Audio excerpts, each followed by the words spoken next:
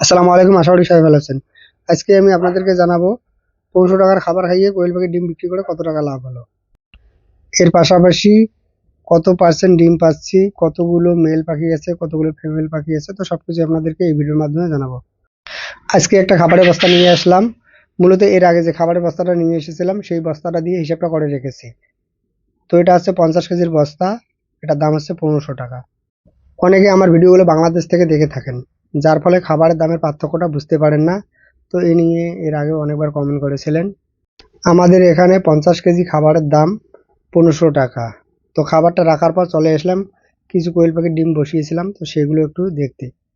তো মোটামুটি এখানে ৫০০টা ডিম বসানো আছে দুটো মেশিনে। এরপর চলে আসলাম কোয়েল পাখির বাচ্চার এখানে। মূলত এখানকার লিটারটা পরিবর্তন করে দিতে হবে। বর্তমানে যেহেতু ঠান্ডার পরিমাণ অনেকটাই বেড়েছে, তো আরও কিছুদিন এই বাচ্চাগুলোকে এই বুটাটার মধ্যে রাখতে হবে। মানে ততদিন রাখবো যতদিন না কোয়েল পাখির ডিমগুলো থেকে বাচ্চা ফুটতেছে।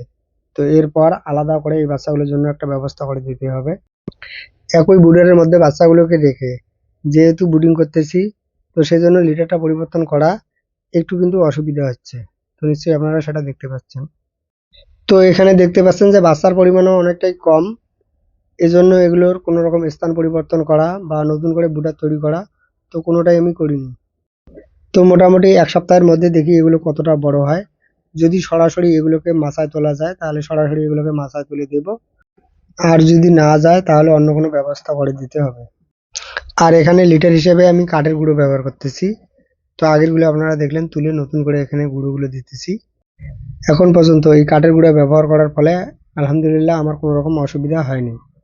আর এখন যে বস্তাটা দেখতে পাচ্ছেন এটা হচ্ছে লেয়ার ফেস 1। তো এই খাবারটাই বর্তমানে আমি আমার পাখিগুলোকে দিতেছি। এটা হচ্ছে ৫০ কেজির বস্তা, দাম আছে ১৫০০ টাকা। যদিও দামটা আগে বলেছি, তো আবারও আপনাদেরকে বললাম। তো খাবারটা দিয়ে তো এখন আমার যেটা মেন কাজ সেটা হচ্ছে যে এখানকার পাখিগুলোকে এর আগে আমি গুনিনি, তো এখন এগুলোকে গুনে দেখতে হবে। প্রথমে পুরুষ পাখিগুলোকে গুনে গুনে খাঁচার ভেতরে ভরবো। আর এটা দেখবো যে এখানে পুরুষ পাখি কতগুলো আছে আর মহিলা পাখি কতগুলো আছে। তো এভাবে এর আগে কোনোদিন আমি গুনে দেখিনি। তো খাবারটা আমি কতদিন আগে নিয়ে এসেছিলাম সেটাই এখন আপনাদেরকে বলছি। তো ৭ তারিখে আমি খাবারটা নিয়ে এসেছিলাম। আর আমার খাবারটা গতকাল মানে ২৩ তারিখে শেষ হয়ে গিয়েছিল। তো মোটামুটি আমার এই খাবারে ১৭ দিন চলেছে। আর আজকে থেকে নতুন করে এগুলোর জন্য খাবার দিলাম।